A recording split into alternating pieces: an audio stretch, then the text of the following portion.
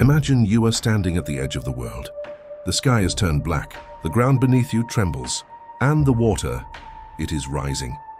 Now imagine that every civilization in human history, from ancient Mesopotamia to the rainforests of South America, from the glaciers of North America to the highlands of ancient India, every single one of them recorded this exact moment. Not a similar moment.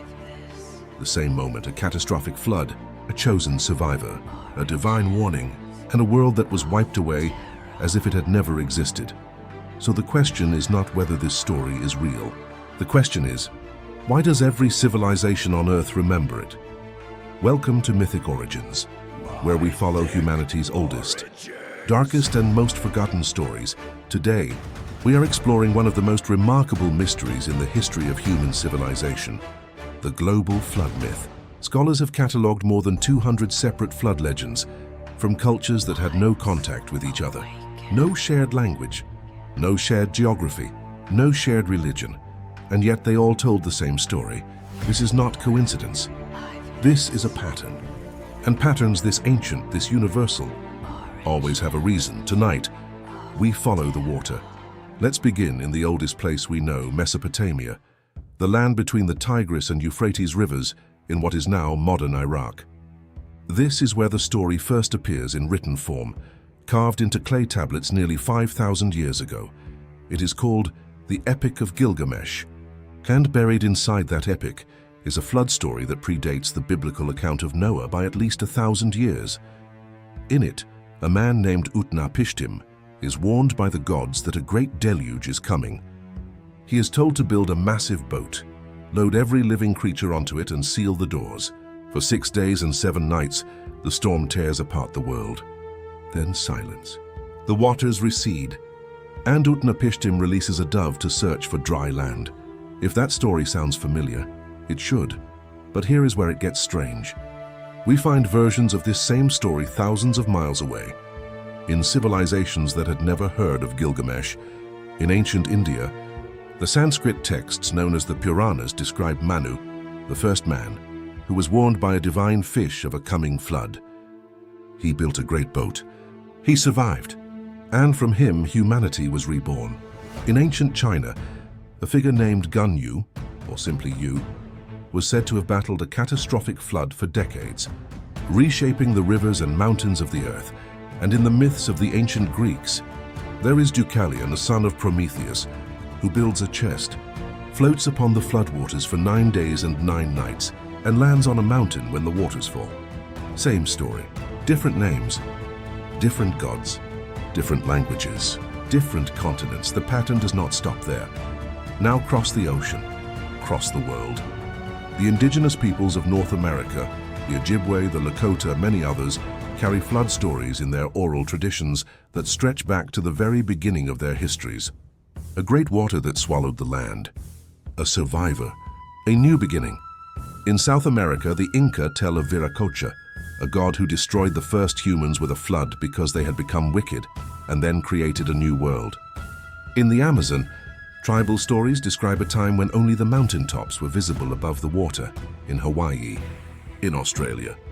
In the myths of the Aboriginal peoples, who have maintained oral traditions for possibly 50,000 years, there are stories of coastal floods, of land swallowed by the sea, of villages gone beneath the waves.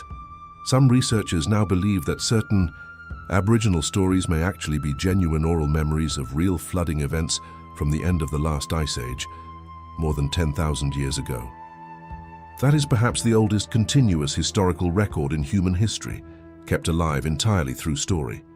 Think about that for a moment. 10,000 years of memory, passed from generation to generation, through nothing but the human voice, and the story that survived. A flood, so what actually happened? Here is what geology and climate science tell us. Approximately 12,000 years ago, the Earth was ending the last great ice age. Massive glaciers, some of them miles thick, covered large portions of North America, Europe, and Asia, and then they melted. This was not a slow, invisible process. It was catastrophic. As the ice melted, sea levels rose by an estimated 300 to 400 feet over thousands of years.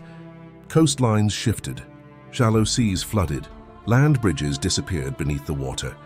Regions that had been home to human civilizations for thousands of years were simply gone. One of the most dramatic examples may be the Black Sea. Geologists William Ryan and Walter Pittman proposed, and this is still a scientific theory, not established fact, that around 5600 BCE, the Mediterranean Sea burst through what is now the Bosphorus Strait in a catastrophic cascade of water, flooding a massive freshwater lake and creating the Black Sea as we know it. This event, if it occurred as proposed, would have displaced hundreds of thousands of people in a matter of weeks. Those people carried their memory with them wherever they fled.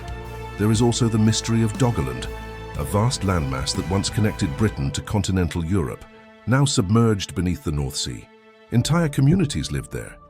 It disappeared, and the people who survived with a memory. Memory becomes myth. Myth becomes religion. Religion becomes civilization. But even this explanation, as compelling as it is, may not tell the whole story, because here is the part that makes even serious researchers go quiet. The flood myths don't just describe water. They describe punishment. In almost every version of this story, Mesopotamian, Hebrew, Hindu, Greek, Mesoamerican, the flood is not a natural disaster. It is a judgment. Humanity had become corrupt. Humanity had become violent or godless or too proud.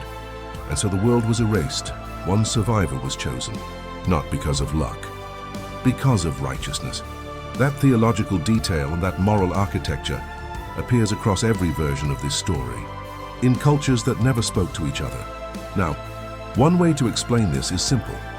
Every culture independently invented a moral lesson to attach to the memory of a real disaster. Stories need meaning, and floods need reasons. But there is another possibility, one that some researchers take seriously and others reject entirely. What if the civilizations that produced these myths were not as isolated from each other as we assume? What if, before the great floods of the Ice Age, there was some form of shared culture or shared contact across the ancient world? This is a theory, so it is controversial. There is no hard archaeological consensus, but the question lingers, because the similarities between these myths are not just thematic, they are structural. The divine warning, the chosen builder, the animals, the birds sent to find land, the mountain landing, the covenant with the divine afterward. These are not loose parallels. These are in many cases almost the same story. And then consider this, the oldest written flood story, the Sumerian flood myth, even older than Gilgamesh, describes a flood that lasted 7 days and 7 nights. The biblical Noah's flood lasts 40. The Hindu version lasts an age. The Greek version, 9 days. The numbers differ, but the architecture does not. Something happened. Something so vast, so terrible, that it rewrote the human psyche. It entered the deepest layer of human memory, and it has never fully left. We sometimes look at ancient myths as if they are just old stories, childlike explanations for a world people didn't understand. But consider what these stories actually preserve. Someone survived. Someone watched their world disappear beneath the water, their home, their family, their gods, their entire way of life. And they did not let it die. They remembered. They told their children, and their children told their children, across thousands of years, across the rise and fall of entire empires, through famines and plagues and wars and migrations. The story survived because they needed it to survive, because embedded in every flood myth is the same quiet promise that even when the world ends, something lives. Something is carried forward. Something is saved. That is not just mythology. That is the human condition. The need to believe that destruction is not the final word. We are living on a planet that has been remade by water. The coasts you see today are not the coasts of ancient memory. Beneath the seas around us, beneath the North Sea, the Persian Gulf, the Black Sea, the South China Sea, there are drowned valleys, submerged forests, and flooded shorelines where human beings once stood. They left almost nothing behind. The water took it all, but they left the story. And across every continent, in every language, in every era of human civilization, the story says the same thing. The world was once destroyed by water. One person, just one, remembered to build something strong enough to survive. We don't know if that person was real. We don't know if the flood was one event or many. We don't know if the gods spoke, or if it was only the rising tide, cold and indifferent, swallowing everything in silence. But we do know this. 10,000 years later, here you are, still listening to the story. Maybe that is the whole point. If you want more stories from humanity's forgotten past, subscribe to Mythic Origins. Every video is a journey into the oldest mysteries the world has tried to bury. We find them, we tell them, and we never forget.